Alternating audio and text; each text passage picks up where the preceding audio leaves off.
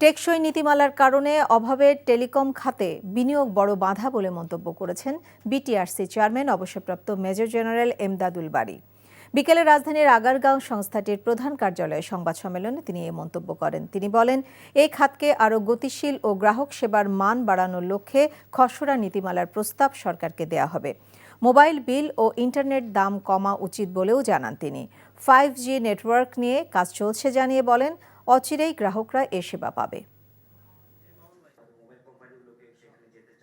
যে কমিটিটা তৈরি করা হয়েছে, মোটা দাগে এই কমিটির লক্ষ্য হচ্ছে দেশের টেলিকম শিল্পকে সুস্থ, প্রতিযোগিতামূলক এবং বৈচিত্র্যময়, আধুনিক, সাশ্রয়ী ও নিরাপদ ডিজিটাল সেবা নির্ভর একটি উন্নয়ন সহযোগী ইন্ডাস্ট্রি হিসেবে গড়ে তোলার লক্ষ্যে সরকারের জন্য সুপারিশ প্রণয়ন করা।